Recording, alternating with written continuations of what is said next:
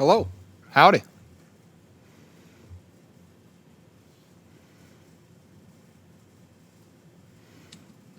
George, so you did some working out with Robert Tonyan this offseason, and you were tweeting at him after his game Monday night. Has his success come something that you expected, or come as a surprise while he's playing?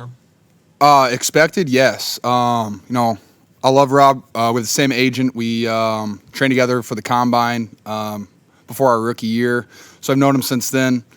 He's a close friend of mine. He's a groomsman in my wedding. So, yeah, I have high expectations of him as both a friend and as a football player. And, the work that he's put in the last 2 years, and I know last year was tough for him because he had an injury that, kind of stopped his success. But, he's been grinding this whole past offseason, and he gets in, and he's finally getting to take advantage of those opportunities. And when you have a guy like Aaron Rodgers throwing you the ball and, with Rob's grit and his ability, he's being able to make plays, and people are finally being able to see it. So I'm just so happy for him because he's a really good tight end, and he has a chance to be great, and he gets to prove that now. Hey, George, you mentioned a couple weeks ago that one of the things that resonates with you guys as players is how Kyle always shoots you guys straight and gives you the unvarnished truth. After a loss like last week's, what does he do and to kind of get you guys back? And can you kind of take us in to what a meeting is like after a game like that? Oh, I mean, it's different every single week. Sometimes he shows film of hey, like this is where we have to be better. This is where we lost the game. This is where we won the game. This week we didn't watch film as a team. I mean, he just talked to us, and like I said, he's just honest with us. Hey, we didn't perform well on this, and this. We turned the ball over 3 times, and you can't win football games doing that. And so that's about what it was. Just honest with us. He doesn't sugarcoat anything. And if we want to win, if we want to get back to the Super Bowl, if we want to a chance to even get into the playoffs, we got to play a lot better, and we all know that. And the good thing about Kyle is, like I say, he doesn't sugarcoat anything, and you just got to go back to work and get some wins under our belt. Hey, George. Hi. Hey. Brian Flores spoke to us yesterday and said that there's just no way to stop you. They just kind of have to limit you. How does that make you feel knowing that they can't double everyone and what that says about your offense?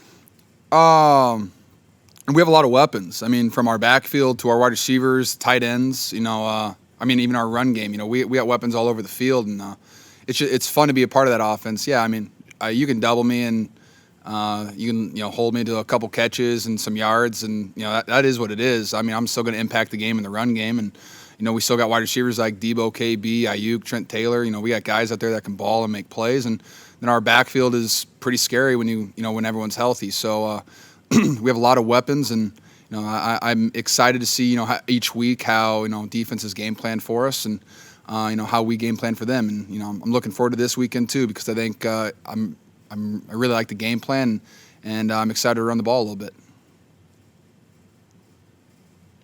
George, how does Jimmy look to you on the practice field? And also, I know this is 2 questions, but what's your scouting report of Eric Rowe?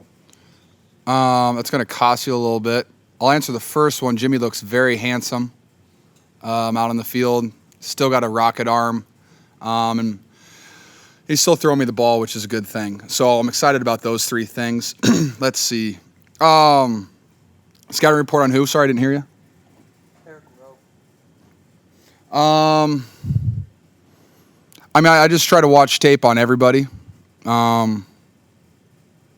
Yeah, I know. I don't know what number. I just try to watch tape on everybody. And, I just watch schemes, how guys cover, whether it's their feet, if they're physical, just how they guard releases and stuff. That's all I watch. George, you said you weren't totally pleased with how you guys have been running the ball. Obviously, those sort of explosive runs you guys have patented in the last, couple of years haven't been there in the last 2 weeks. What have you seen on tape, and how confident are you that, the running game can get back to where it was?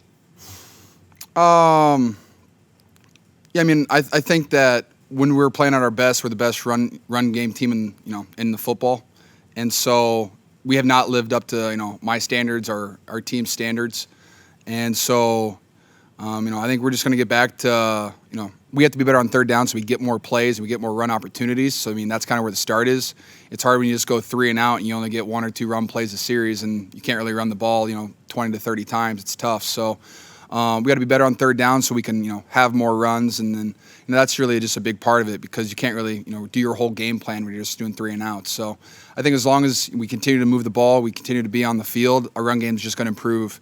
Because we are a really good run team, and from our tackles, guards, center, and I think our combo blocks between tight ends and tackles is incredible. So we'll be running the ball again, and I'm looking forward to it.